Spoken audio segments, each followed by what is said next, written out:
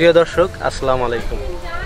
দেশ এবং দেশের বাহির থেকে যারা আমার এই ভিডিওটি দেখছেন, কৃষি কথা ইউটিউব চ্যানেল থেকে জানাই আন্তরিক শুভেচ্ছা অভিনন্দন।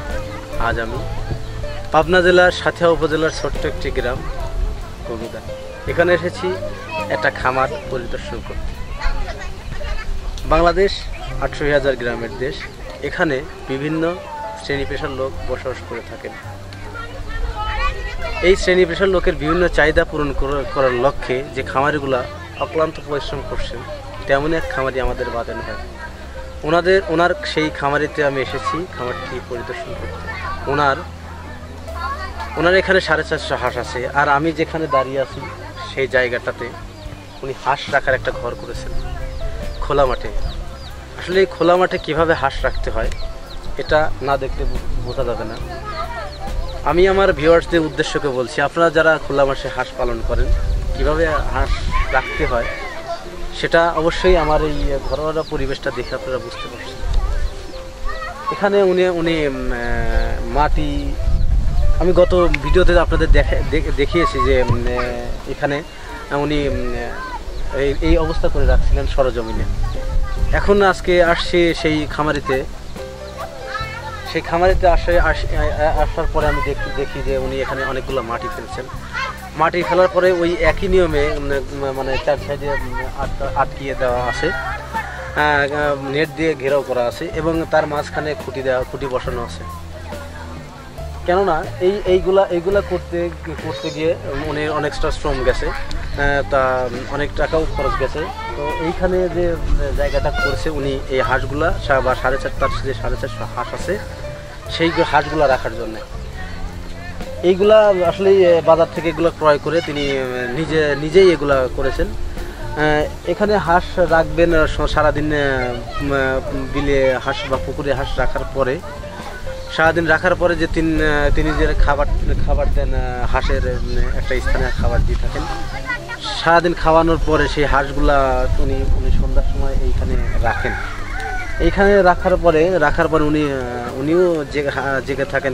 কারণ হচ্ছে এই হাঁসগুলো যখন রাখেন, বাহিক যেমন গুলো আছে, যেমন প্রতিরোধক যেমন আছে, যেমন শিয়াল, খাটাস, বনবিড়াল এগুলো আছে, হাঁসের উপরে আক্রমণ করতে পারে। সেজন্য ওনাকে এইখানে জেগেই থাকতে হয়।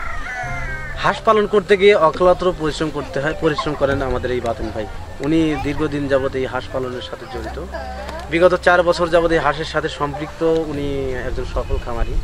ওনার এখানে 450 হাঁস আছে। উনি যখন হাঁসের খামারটা করেছিলেন তখন অতি অল্প সংখ্যক হাঁস দিয়ে উনি খামারটা শুরু করেছিলেন। সেখান থেকে অনেক ভালো ফল পাওয়ায় উনি এখনও তারা খামারিতে বর্তমানে 450 হাঁস নিয়ে সে খামারটি পরিচালনা করেন।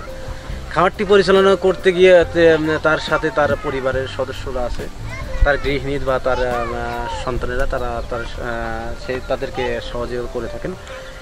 বাড়ির পাশে ছোট্ট একটা পুকুরে তিনি হাঁসগুলো রাখার পরে যে খাবারের যখন সময় হয় তখন উনি সেই হাঁসগুলো নিয়ে যায়। সে নির্দিষ্ট প্রতিদিন যেখানে খাবার দেয় সেখানে খাবার দিয়ে থাকেন। এই খাবার শেষ হওয়ার পরেই উনি আবার সেই পুকুরে নামান, আবার সেই পুকুরেতে ওঠানোর পর আবার খাবার দেন। প্রতি 1.5 ঘন্টা থেকে 2 ঘন্টা পর তিনি হাঁসের খাবার দিয়ে থাকেন। আর হাঁস প্রতিদিনে একটা প্রাপ্তবয়স্ক হাঁসের 150 গ্রাম করে খাবার খেয়ে থাকেন।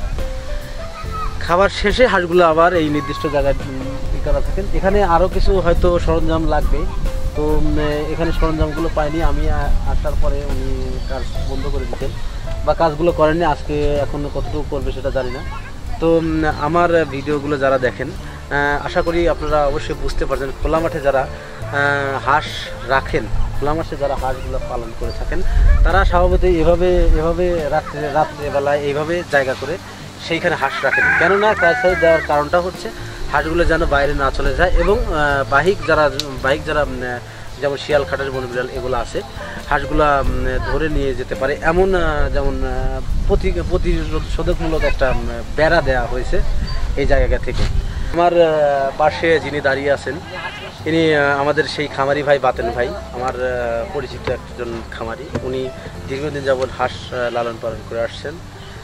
হাঁসের এই ঘরটা করার কারণ কি এবং এই ঘরে তিনি কি করবেন, আমি সরাসরি সেই খামারি ভাই, বাতেন ভাইয়ের কাছে সরাসরি জেনে নেব।